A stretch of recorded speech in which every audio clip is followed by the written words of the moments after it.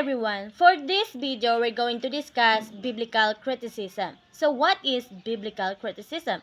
Biblical criticism is a discipline that studies the textual, compositional, and historical questions surrounding the New and Old Testament. Biblical criticism lays the groundwork for meaningful interpretation of the Bible. So, biblical criticism is a critical analysis to understand and explain the Bible. So, we have 5 methods of biblical criticism. Number 1 is textual criticism. So, what is textual criticism? Textual criticism is concerned with establishing the original or most authoritative text. So this method focuses on analyzing and comparing a different manuscript or version of the biblical text to determine the most accurate or the original of the right readings. Textual criticism also involves the examining of variations, errors, or changes that may occur during the transmission of the text. So the number 2 of the methods of biblical criticism is the philological criticism. The philological criticism is the study of the biblical languages for an accurate knowledge of vocabulary, grammar, and the style of the period.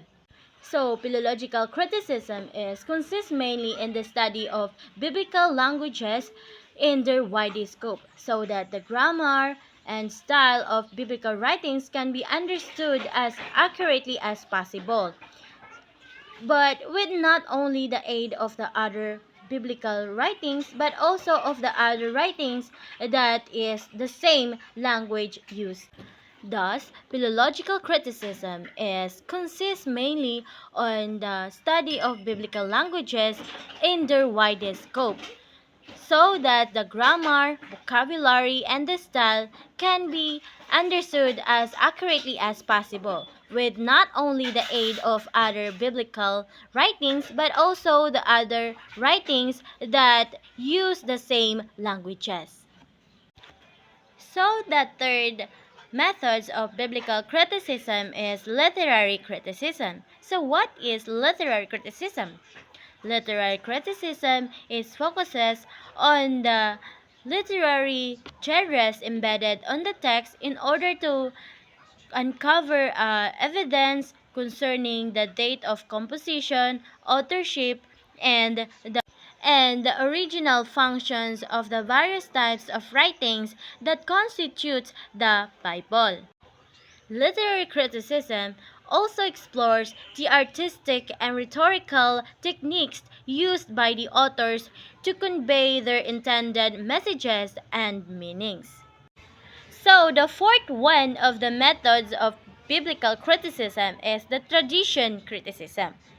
The tradition criticism attempts to trace the development of the oral traditions that preceded in the written text. So the tradition criticism goes behind the written text to trace the development of oral tradition where there is a reason to believe that it is preceded in the earliest documentary stages. So the fifth one or the last methods of the biblical criticism is the source criticism. So the source criticism is the search for the original sources that form the basis of biblical texts. And in Old Testament, the source criticism is generally focused on the identifying the sources within a single text.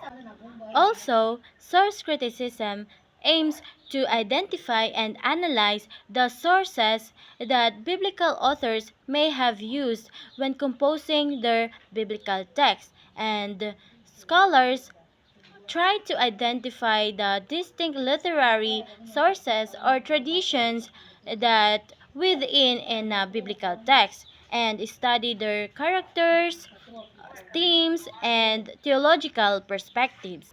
Hence, biblical criticism is use of critical analysis to understand and explain the Bible. And biblical criticism have 5 methods. Number one is the textual criticism. Textual criticism is focusing on the analyzing and comparing a different manuscripts and versions of a biblical text. And number two is the philological criticism, which is the study of the biblical languages. And number three is the literary criticism. Literary criticism is focuses on the literary aspect of a biblical text.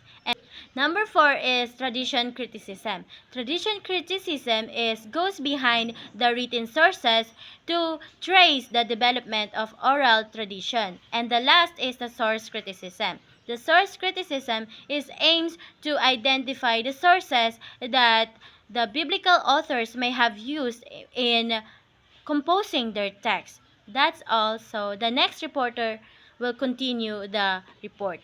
Philosopher and theologian Jean Astruc in 1684-1766. A French physician believed these critics were wrong about Mosaic authorship. According to Old Testament, scholar Edward Young 1907-1968, Astruc believed that Moses assembled the first book of Genesis, using the hereditary account of the Hebrew people.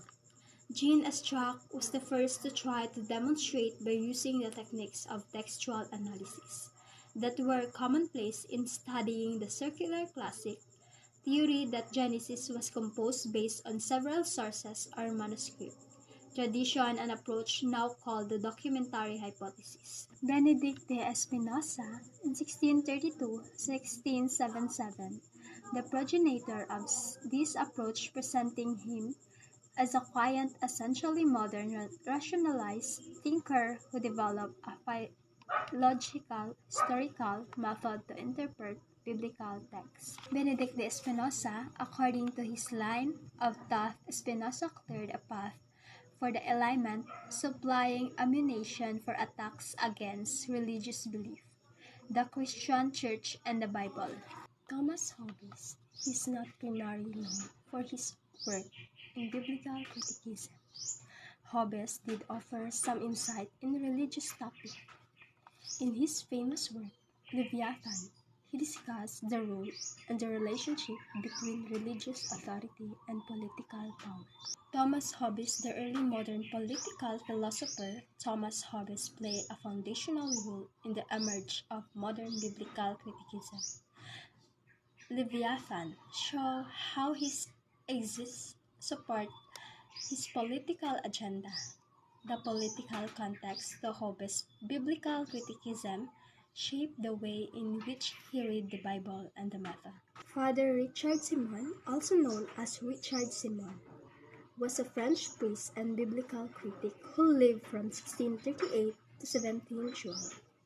He was a member of Oratorians and made significant contributions to the field of biblical criticism. Simon was known for his expertise in Hebrews, Judaism, and Eastern Church history. His work, his historian, critic the Vox Testament. Father Richard Simon informed his understanding of Scripture and how it manifested in his work, both those of a satirical and of a serious tone. His analysis problematized the role of religion and of biblical criticism in French 17th to 18th century literature. So what is biblical criticism in literature? Biblical criticism in literature refers to the discipline that studies the textual, compositional, and historical questions surrounding the Old and New Testament. It lays the groundwork for meaningful interpretation of the Bible. Biblical criticism encompasses various techniques for applying literary, historical, and critical methods to analyze and study the Bible and its textual content. Now I have an example of the written literature in biblical criticism. First is the Historical Jesus, The Life of Mediterranean Jewish Peasant is a book written by John Dominic Cruzan. In this book, Cruzan explores the life of Jesus from historical perspective presenting a portrait of him as Mediterranean Jewish peasant to challenge the social and religious norms of his time. Now, Cruzan delves into the historical context of Jesus' life, examining the political, economic, and cultural factors that shape his world. He portrays Jesus as a radical social revolutionary with a vision of economic, political, and religious egalitarianism. The book discusses the various Jesus traditions and and the book explores the methodology and presupp- presupp- presuppositions involved the studying historical Jesus. Now the next one is I have two examples. The next is the introduction. The introduction to New Testament by Synod Attorney Raymond E. Brown. Raymond A. Brown, it serves as, ang sinulat niya is, it serves as a comprehensive and reliable guide for readers who want the New Testament of the Christian Bible who want the Testament Christian Bible. The book aims to open up to novice readers and provide them with a solid foundation for studying and interpreting the New Testament. Raymond A. Brown, a renewed biblical scholar, offers insight into the historical, cultural, and literary aspect of the New Testament. He also explores the background of the New Testament writings, including their authorship, date, and historical context. New Testament provide a commentary and analysis to help readers grasp their significance. Biblical literature is important because it holds significant religious and cultural value for millions of people worldwide. It provides guidance, moral teachings, and spiritual inspiration. It also offers historical events, cultural practices, and development of religious beliefs. That's all. Thank you. Hello everyone, so today we will continue our discussion about Bible criticism, but here I will share a movie about Bible criticism entitled The Ten Commandments. So we are all familiar of this movie, right? But I just want to share some short summary about the Ten Commandments, and later on I will also share what are the lesson, message, and theme of this movie. The summary of Ten Commandments is enjoying a life of ease in the court of Egypt. Pharaoh, Moses, or Charlton Heston discover his Hebrew heritage and later God's expectation of him. He dedicates himself to liberating his people from captivity and, with the aid of plagues and divine interventions, manages to lead them out of Egypt and across the Red Sea. A greater challenge comes in the form of golden calf idol, however, and it takes an unforgettable visitation by God on Mount Sinai from Moses. Mission to prevail. Here is the lesson we got from the Ten Commandments. So it teaches us about respecting God, being honest, honoring our parents, keeping the Sabbath day holy, and being good neighbor. These rules are important today as they were thousands of years ago. In the message of the movie, the Ten Commandments can be summed up in the word love for God, and love for others.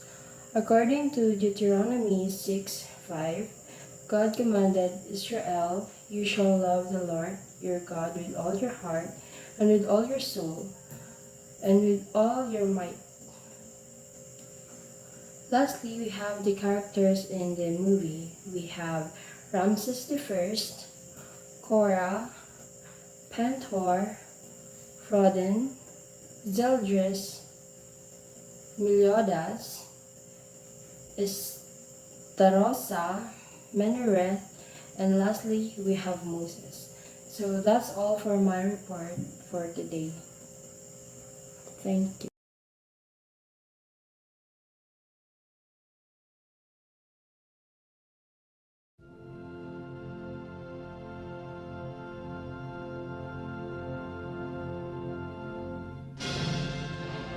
There was a time when the cinema was a place of spectacle and wonder, when unforgettable films played on gigantic screens that overwhelmed the imagination. Now that time has come again. Behold his mighty hand! Paramount Pictures proudly presents Cecil B. DeMille's The Ten Commandments.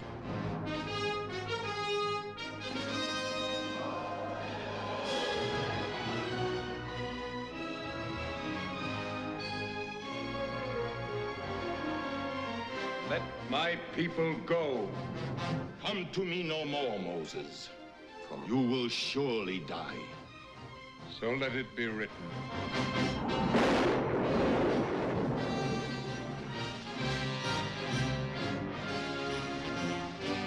Death to the slaves! The Ten Commandments, newly restored and presented in 70mm Super VistaVision with 6-track Dolby stereo sound. Who shall withstand the power of God? Relive the magic of an unforgettable motion picture event. The Ten Commandments.